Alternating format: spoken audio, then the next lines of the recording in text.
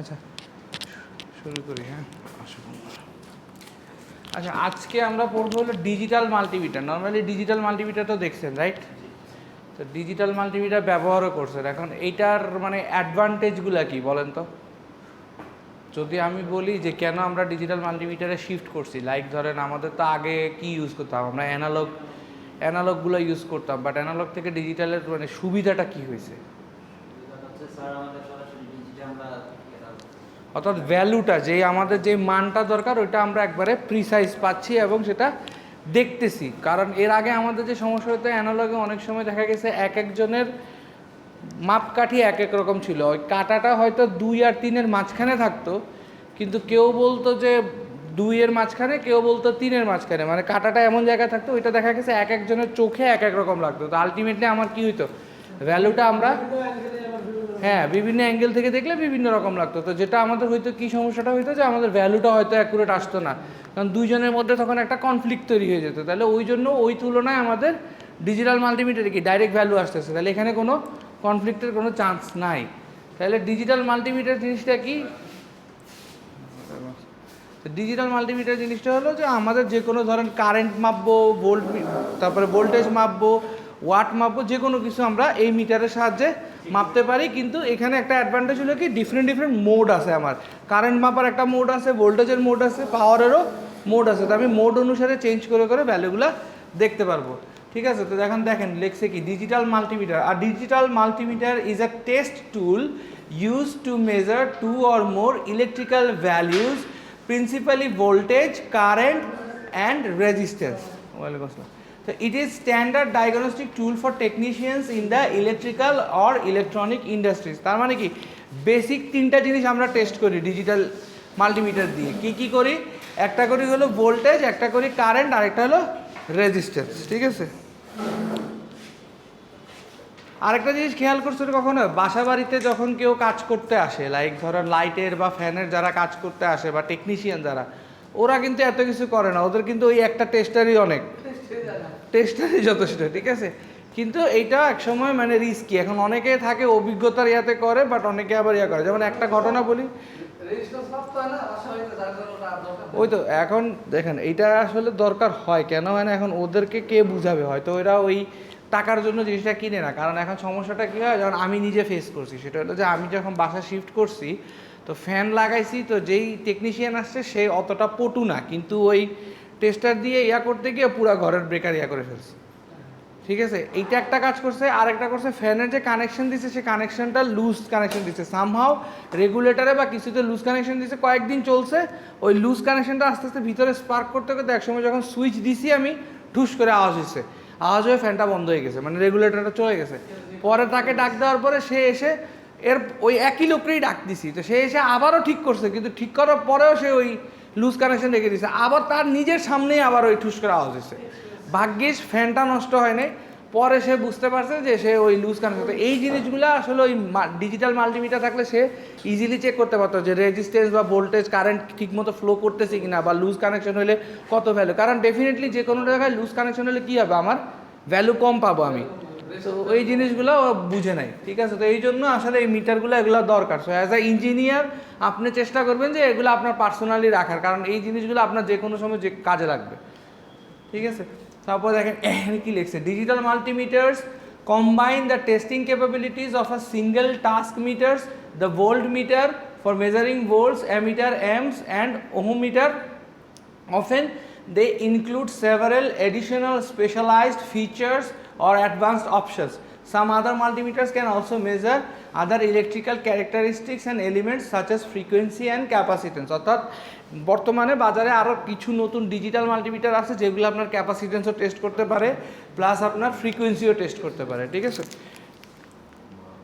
আচ্ছা, এখন এই যে অ্যাডভান্টেজ যেটা আমরা বলছি, তাহলে অ্যাডভান্টেজ কী কী? প্রথমটা বলছে measured values can be read directly and accurately, যেটা আমরা স্টার্টিংয়ে ডিসকাস করছি যে আমাদের ডিজিটাল মাল্টিমিটার কেন দরকার হয়েছে। আগে তো আমরা অ্যানালগ দিয়ে কাজ চালাইছি, কিন্তু আমার অ্যানালগ দিয়ে দেখা গেছে এক একজন এক এক অ্যাঙ্গেলে দেখে, তখন দেখা যায় ওই ভ্যালুটা প্রিসাইজ আসে না। 2-3 জন যখন ভ্যালুটা লিখবে খাতার মধ্যে নোট করে, একটু ডিফারেন্ট ফ্র্যাকশন করে ফেলে। কিন্তু এটা হইলে ডিরেক্ট ভ্যালুটা আসছে, তো ডিরেক্ট ভ্যালুটা লিখে ফেলে। এই একটা প্রথম সুবিধা। দ্বিতীয় সুবিধা কি, digital multimeters have high input impedance which translates into low instrument loss, অর্থাৎ ভিতরে ইম্পিডেন্স, আমরা ইম্পিডেন্স পড়ছিলাম না মিড টার্মে, ইম্পিডেন্স মানে কি, অর্থাৎ ওভারঅল আমার সিস্টেমের যে রেজিস্টিভ যে ক্ষমতাটা, অর্থাৎ এটাতে আমার ক্যাপাসিটেন্সও থাকতে পারে, ইন্ডাকশনসও থাকতে পারে, আবার আমার কি রেজিস্ট্যান্স তো থাকবেই। তো সব কিছু মিলে আমার যে প্রতিরোধ করার যে ক্ষমতাটা, সেটা হলো আমার একটা সিস্টেমের ইম্পিডেন্স।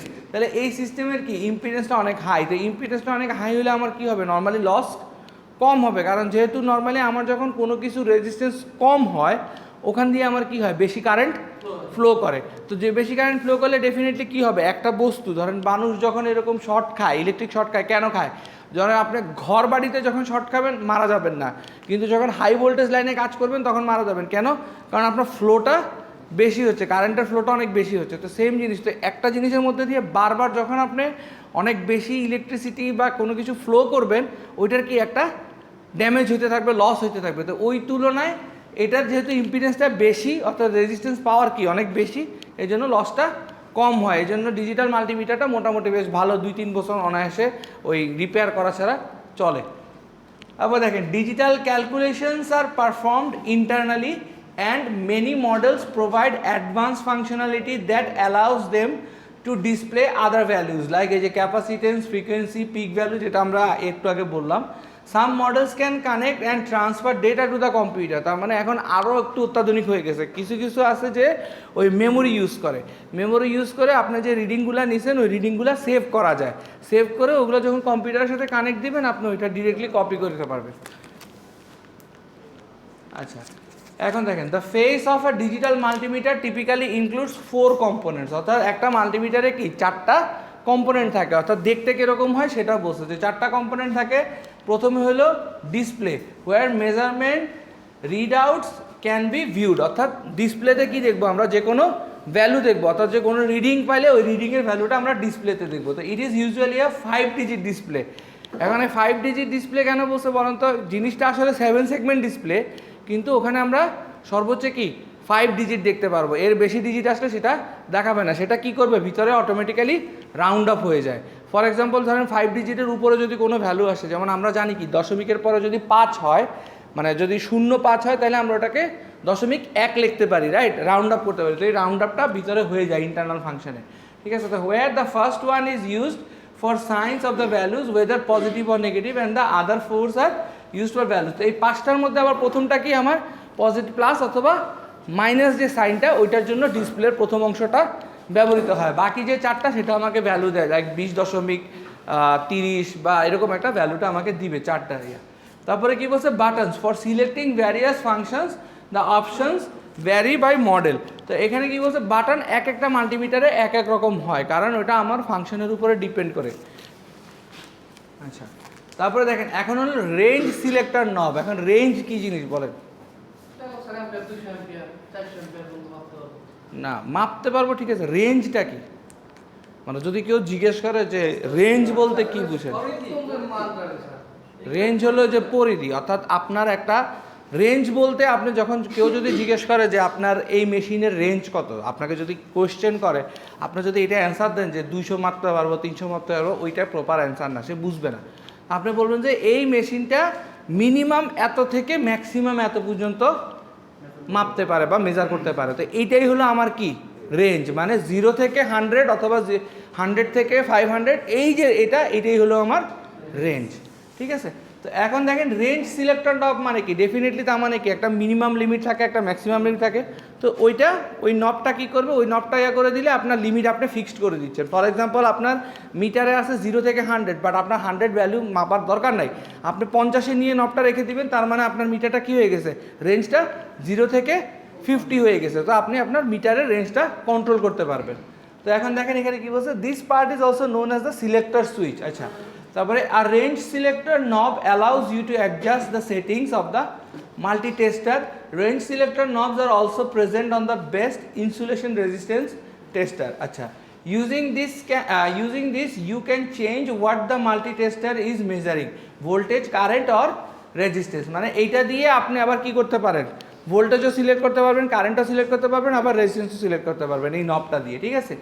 তারপরে কি বলছে যে as well as the range of the measurement the range selector নব can be auto ranging or manual ranging. এটা আবার অনেক সময় কি হয়, এই রেঞ্জটা আবার কি হয়, কিছু কিছু মিটারে আপনাকে ঘুরায় করতে হবে, সেটা হলো কি ম্যানুয়াল। আবার কিছু কিছু মিটারে দেখবেন যে আপনি বাটন দিয়ে দিছে যে আপনি রেঞ্জটা সিলেক্ট করার জন্য জাস্ট প্রেস করেন, ওইটা বলছে ওগুলাকে কি বলছে, অটো রেঞ্জিং বলছে। তো ওগুলো হলো কি ডিজিটাল, ঠিক আছে।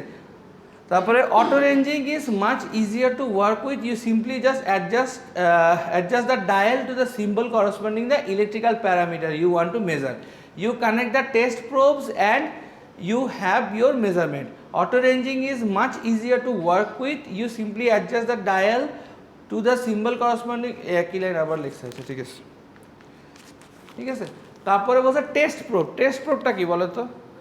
টেস্ট প্রোব একটা ডিজিটাল মিটারের টেস্ট প্রোব জিনিসটা কি, যেটা দিয়ে চেক করবে সোজা কথা পজিটিভ নেগেটিভ যেটাতে বলে, একটা লাল একটা কালো, ঠিক আছে। তো ওইটাই বলছে যে আর test probe or a test head is an instrument used to connect the multimeter to the device under test, which is known as DUT. Acha.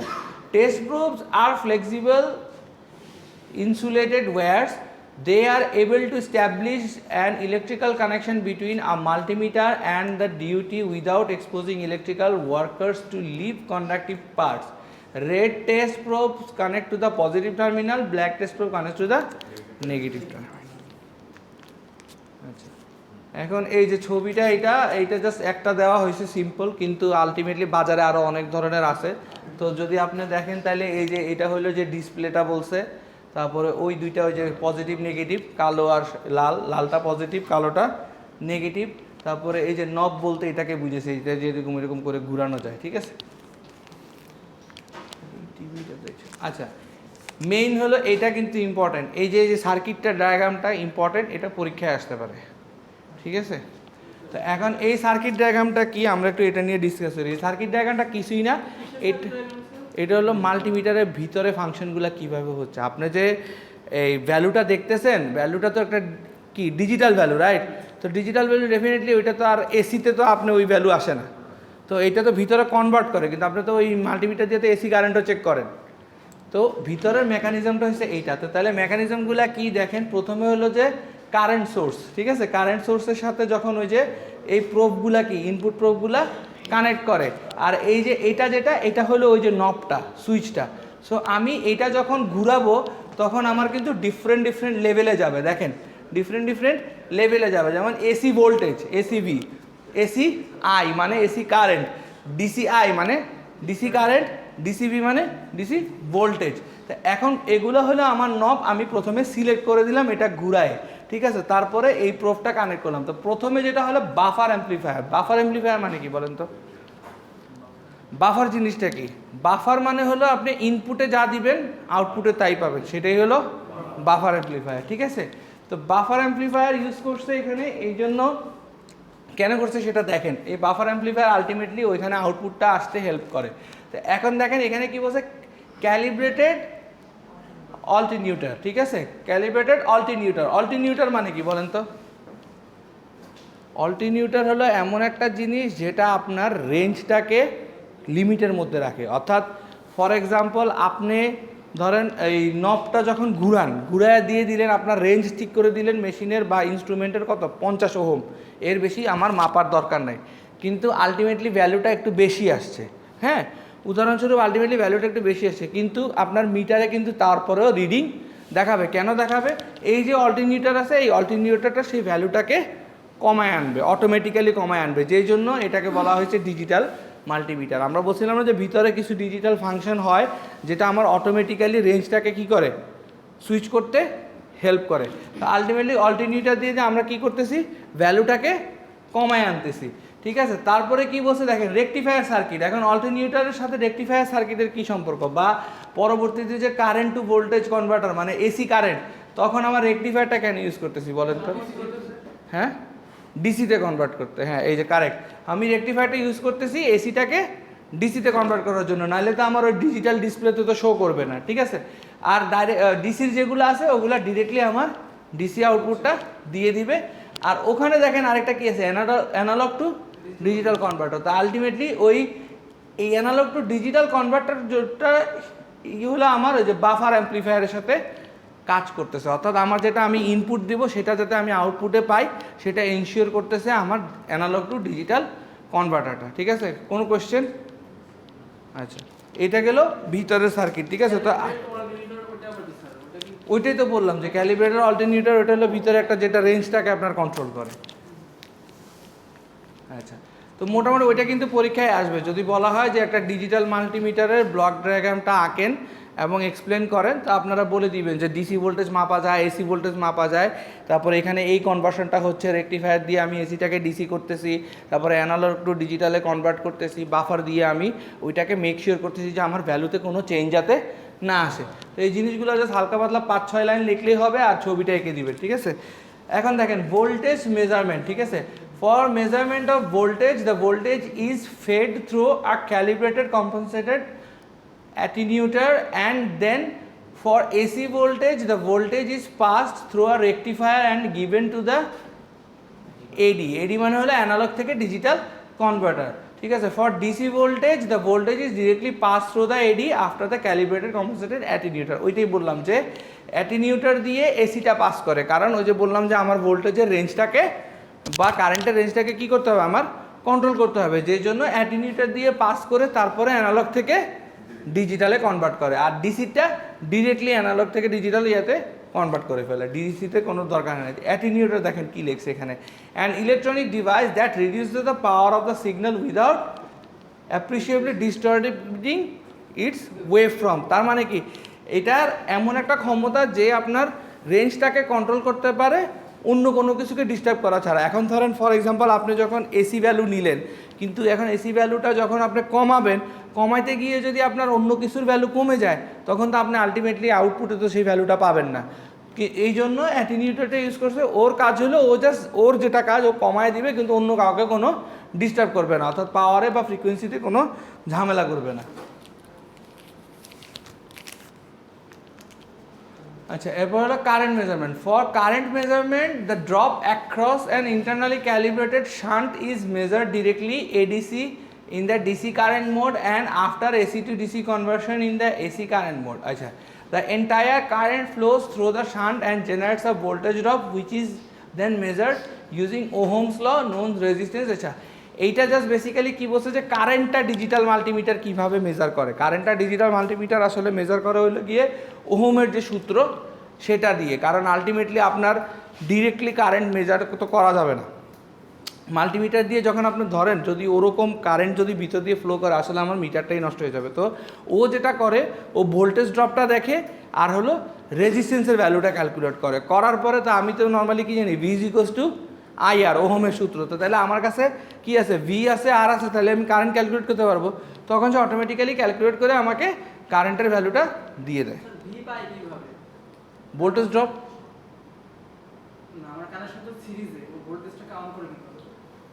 এটা তো হচ্ছে কারেন্ট মেজার করি, তখন সিরিজ হচ্ছে না, যে কোনো হয়তো লাইন হচ্ছে, কিন্তু ভোল্টেজ কিভাবে পাবো মেজার করে? আপনার সিরিজে কানেক্ট করতেছেন, রাইট? তো সিরিজে তো আপনার আলটিমেটলি কি হচ্ছে, ফ্লো হচ্ছে। প্যারালাল আপনি তো চিন্তা করতেছেন যে আপনার, হ্যাঁ, আপনার যে কোনো সার্কিটে যখন কারেন্ট ফ্লো করে আলটিমেটলি কি ওখানে একটা ভোল্টেজ কী হয়, ড্রপ হয় না? আপনি যখন লোডে মানে শুরুতে যে ভোল্টেজটা দেন, আপনার লোডে গিয়ে কি সেম ভোল্টেজ পান না? ওই যে ভোল্টেজটা ড্রপ, ওইটার এগেনস্টেই কারেন্টটা চলে আসে। এখন তখন ওহমস ল কি, V is equals to I R. তো আপনার যদি ওখানে ভোল্টেজ ড্রপ কী হয়, 0 হয়, তার মানে কি আপনার কারেন্ট কি ম্যাক্সিমাম ফ্লো করছে।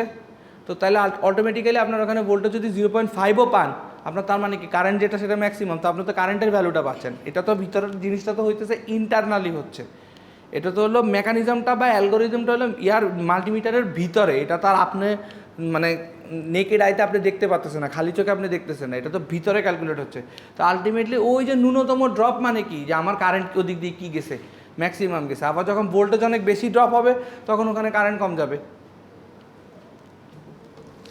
আচ্ছা, লাস্ট ক্লাসে একটা কোয়েশ্চেন ছিল আরএমএস ভ্যালু, বলেন তো। তো রুট মিন স্কয়ার, এটা তো যে অ্যাব্রিভিয়েশন বললেন, ওই জিনিসটা কি সেটা বলেন। আরেকজনকার গ্যাসের প্রেশারের ভ্যালু, গ্যাসের প্রেশারের ভ্যালু না, এটা যে কোনো কিছুতেই রুট মিন স্কয়ার আছে। আচ্ছা, এখন এই ভ্যালুটা কেন ইউজ করে সেটা কেউ পারলেন না লাস্ট ক্লাসে। আচ্ছা নর্মালি ধরেন আমার এসি কারেন্ট বলতে আমরা কি বুঝি, একটা সাইনোসয়েডাল কার্ভ, রাইট? কারেন্টটা আমার এরকম করে। তো এখন আপনি যদি একটা এরকম, তার মানে কি এটা কন্টিনিউয়াসলি কী হচ্ছে, অল্টার করতেছে, রাইট, ফ্ল্যাকচুয়েট করতেছে। তো এখন আমাকে যদি একটা মেশিনের কারেন্টের ভ্যালু জাজ করতে বলে, যে কোনো একটা এসি মেশিনের, হ্যাঁ, তখন আমি কি বলবো, আন্তাজে তো বলতে পারবো না। কারণ এখন আমি যদি ধরেন চেক করছি যখন, তখন আমার ধরেন এই জায়গায় ছিল, এই জায়গায় যেই ভ্যালু পাবো এখানে কি সেম ভ্যালু পাবো? পাবো না। তো তাহলে এখন আমি ধরেন বলে ফেলছি যে স্যার আমি এই ভ্যালুটা পাইছি, কিন্তু আলটিমেটলি এটা তো যেহেতু অল্টারনেটিং, ফ্রিকোয়েন্টলি তো চেঞ্জ হচ্ছে, তো তখন স্যার আইসা চেক করলো, পাইলো কই এই জায়গায়, তাহলে স্যার আমারে কি বললো যে আপনার ক্যালকুলেশন রং। তো এই জন্য আমরা যেটা বলছি যে আরএমএস ভ্যালুটা নেই। আরএমএস ভ্যালুটা হলো রুট মিন স্কোয়ার, মানে ওইটা একটা ফর্মুলা থাকে, ওই ফর্মুলাটা হলে আপনার এই পয়েন্টটা এই পয়েন্টটা সবগুলার একটা গড় করে সেটাকে রুট করে যে ভ্যালুটা আসে সেটা বলে। তখন কি আপনি বুঝতে পারেন যে ঠিক আছে এইটা একটা এসি কারেন্ট। অটোমেটিক আপনি যখন লেখা থাকে যে আরএমএস ভ্যালু এত, তখন আপনি বুঝে যাবেন যে ওই মেশিনটার মধ্যে দিয়ে এসি কারেন্ট ফ্লো করতেছে, তো ওই কারেন্টটা আপনার অ্যাভারেজ। তো অ্যাভারেজ যেটা হবে আলটিমেটলি তখন আপনি বুঝে ফেলবেন যে আচ্ছা এইটা আপাতত এই রেঞ্জে আছে, সো দ্যাট মিনস এটা উপরে নিচে উঠছিল। কথা বুঝছেন? ওইটাই হলো আরএমএস। আরেকটা কথা ছিল যে ফ্রিকোয়েন্সি ইন্ডিপেন্ডেন্ট। এখন বলেন ফ্রিকোয়েন্সি ইন্ডিপেন্ডেন্ট কেন বলছে? আচ্ছা এখন হলো ডিজিটাল সার্কিট। তো ডিজিটাল সার্কিট যখন আপনারা আঁকেন, তো ডিজিটাল সার্কিট মানে কি বুঝান? এরকম এই যে ক্লকটা বুঝান না, এই ঠিক আছে না, এরকম ক্লকই তো, ঠিক আছে না, 0101। তো এখন এটা ফ্রিকোয়েন্সি ইন্ডিপেন্ডেন্ট কেন বলছে বলেন, আর এটা ফ্রিকোয়েন্সি ডিপেন্ডেন্ট কেন বলেন? দুইটা দেখলে বোঝা যায়, বলেন। চেঞ্জ হচ্ছে আর এটার চেঞ্জ হচ্ছে না। তো হ্যাঁ, তো ওই জন্যই বলছে যখন এসি কারেন্ট আপনি মাপবেন তখন আপনার ফ্রিকোয়েন্সি ইন্ডিপেন্ডেন্ট হবে, বাট ডিসি কারেন্ট মাপলে তখন আপনার ফ্রিকোয়েন্সিটা ইম্পর্টেন্ট হয়ে যাবে, কারণ জিরোতে আপনি যে ফ্রিকোয়েন্সি পাবেন ওয়ানে আপনি সেটা পাবেন না। কথা ক্লিয়ার? আচ্ছা,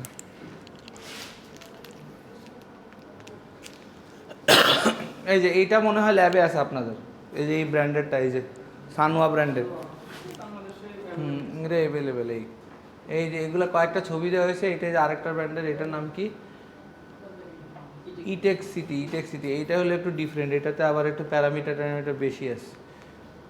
আচ্ছা, তারপর the International Electrotechnical Commission IEC develops and distributes international standards for electrical technologies including for devices use to identify, test, measure live electrical circuits.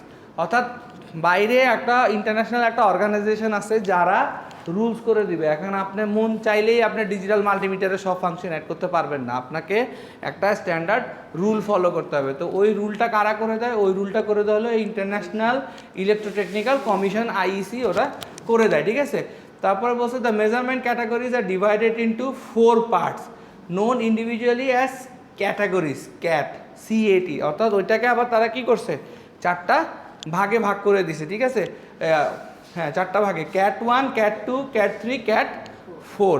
তার মানে কি, এখানে আমার ওরা বিভিন্ন জিনিসের প্যারামিটারের উপরে, ফর এক্সাম্পল ধরেন আমার কম্পিউটার যে পরিমাণ কারেন্ট অ্যাবজর্ব করবে, আমার এসি কি সেই পরিমাণ কারেন্ট অ্যাবজর্ব করবে না। আমার লাইট যেটা করবে, আবার কম্পিউটার কি তার চেয়ে একটু বেশি করবে, রাইট।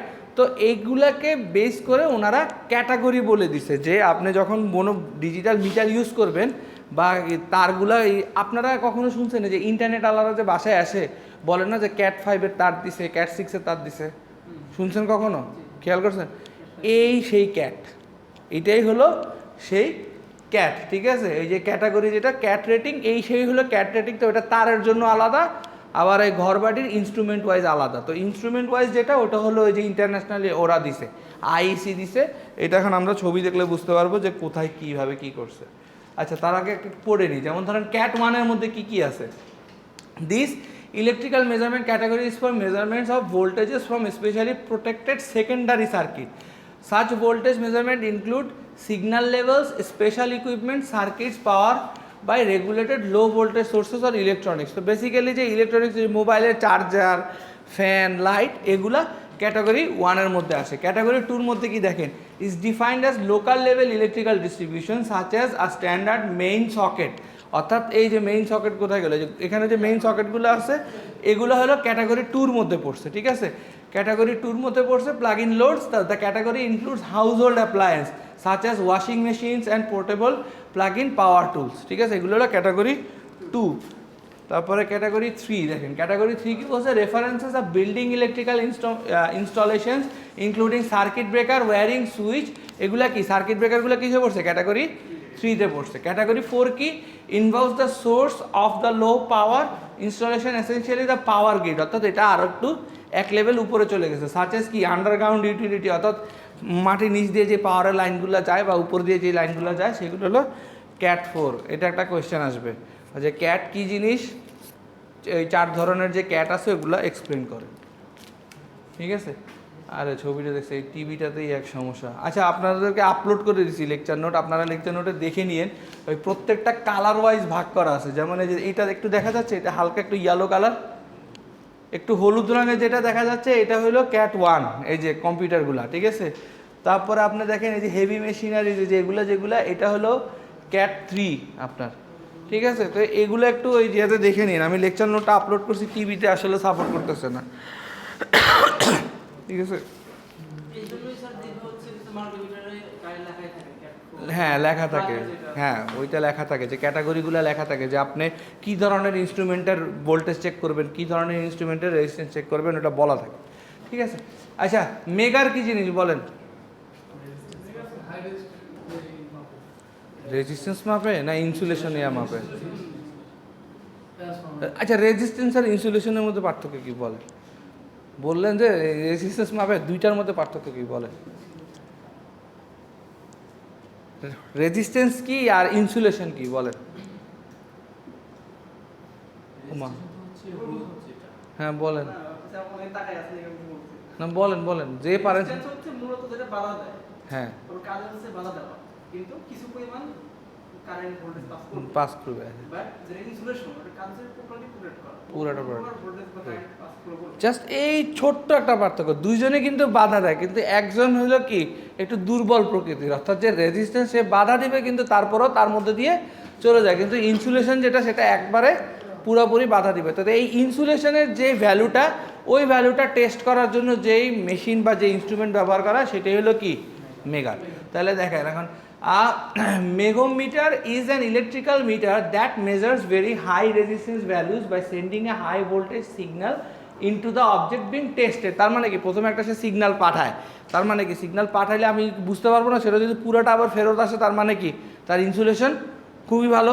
সো সেম ওই মেকানিজমে সে কাজ করে। তাহলে দেখেন megohmmeter provide a quick and easy way to determine the condition of the insulation of the wire, generators আর মোটর উইন্ডিংস। বেসিক্যালি এই তিনটা জিনিসের আমরা ইনসুলেশনটা মেজার করার জন্য মেগার ইউজ করি।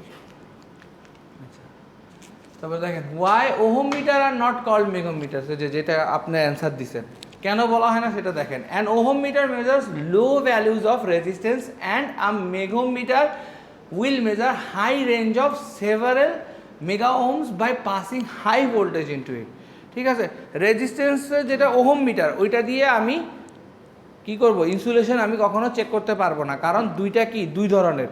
ইনসুলেশনে প্রচুর হেভি লোড দিলে তারপরে গিয়ে আমি ইনসুলেশনটা জানতে পারবো, ঠিক আছে, কিন্তু কম লোড দিলে আমি ইনসুলেশনটা জানতে পারবো না। এটার একটা যদি আমি সিম্পল উদাহরণ দেই, কখনো বাসা বাড়িতে যে মাল্টিপ্লাগগুলো যখন নষ্ট হয়ে যাবে করে বা দেখবেন আপনার তখন কি করেন, বা তখন আপনার যখন ব্রেকার পড়ে যায়, ব্রেকার পড়ে না তো ওই ইয়াটা নষ্ট হয়ে যায়, যে ভিতরে যে একটা তার থাকে তারটা পুড়ে যায়, তখন কি করেন পাতলা একটা তামার তার খুঁজে বের করেন না।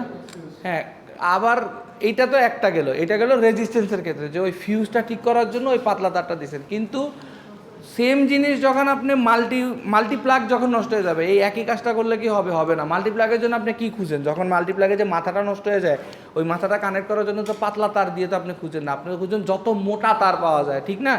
তো এই জিনিসটা পার্থক্যটা বুঝলেই পারবেন যে তার মানে কি চিকন তার হলো রেজিস্ট্যান্সের ক্ষেত্রে, মোটা তার হলো কি ইনসুলেশন, যেহেতু মাল্টিপ্লাগের ক্ষেত্রে। এই জন্য আবার অনেক সময় দেখা গেছে দেখবেন যে মাল্টিপ্লাগের গায়ে লেখা থাকে যে এর লোড এত, অর্থাৎ আপনি একসাথে ফ্রিজ, টিভি, এসি তিনটা যখন চালান দেখা গেছে অনেক সময় ওই মাল্টিপ্লাগটা কি লোডটা নিতে পারে না, তার মানে কি তার ইনসুলেশন ক্ষমতা কম। তো এই জিনিসটাই হলো ডিফারেন্সটা, ঠিক আছে।